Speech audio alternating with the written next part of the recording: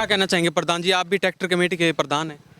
भाई ऐसा है कि किसान का दुर्भाग्य है, ये जो यहाँ पे ज़्यादातर जो कर्मचारी है ना, वो जानबूझ के ऐसे भेज रखे हैं कि यहाँ की जनता को परेशान करें और गुमराह करते रहें।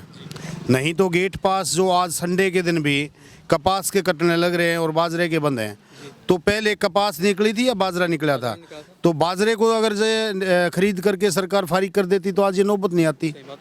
ठीक है। और दूसरी बात रही कपास की, कपास का भी कोई सरकारी रेट के ऊपर नहीं। नायब सैनी कह रहा था कि एमएसपी पे खरीदेंगे, तो हरियाणा के अंदर कह रहा था 32 फसलों को एमएसपी पे खरीदेंगे। भाई मैं पूछना चाहता हूँ नायब सैनी से, 32 फसलों के नाम बता दे एमएसपी पे कौन सी है। ठीक है। तो ये इन्होंने एक नाम जो किसानों ने इनको एमएसपी नाम बोलना सिखा दिया, क्योंकि उनकी मांग थी। 750 किसानों ने शहादत दे दी, टस से मस नहीं हुआ। अब इन्होंने हाँ कर रखी थी हर चीज़ की। अब की बार बाजरे की देख लो, आप बाजरे की 2775 की बात कर रही थी, बोने से पहले कहने लगे थे, और आज टोकन के ऊपर भी कितना बड़ा वो है घोटाला, गेट पास के ऊपर घोटाला है। ये इस घोटाले को उजागर कौन करेगा? सरकार का काम है, यहाँ के नुमाइंदे उनका है। क्या आपको लगता है सरकार आपका ये जो बता रहे हैं आप होगा ऐसा कुछ?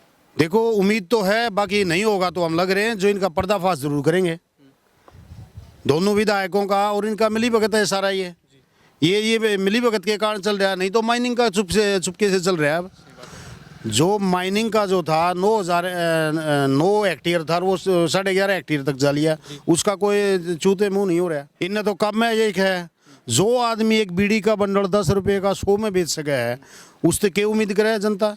और जनता से गलती हुई है, जनता भी पछता रही है, लेकिन क्या करें अब इसका। अब इनका जो है ना पर्दाफाश होगा और होने लग रहा है।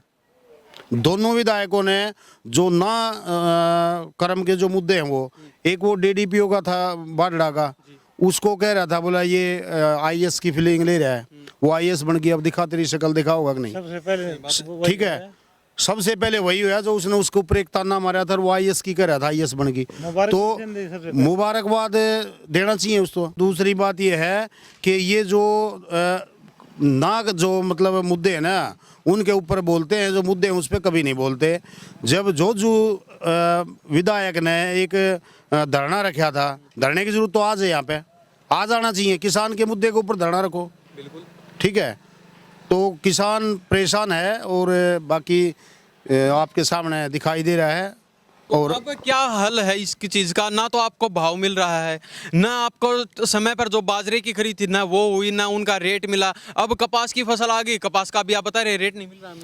ये तानाशाही चल रही है, तानाशाही सरकार है, और इसमें किसान की हालात खराब चल रही है। तो अब कोई रखवाड़ा नहीं किसानों का? ना कोई रखवाड़ा नहीं है, किसान रोड पे है, त्राई मच रही है, कोई सुनने वाला नहीं है। कभी आड़तियों की, सभी की ये परेशानी है मंडी के अंदर।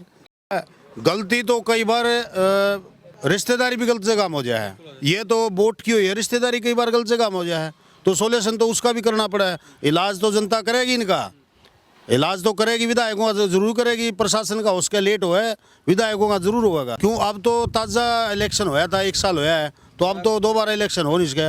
हाँ, गलती से कोई इत्तेफाक अगर चुनाव फिर आ जाए 6 महीने में, ठीक है, या मध्यवर्ती हो जाए, फिर पता लगेगा क्या होगा।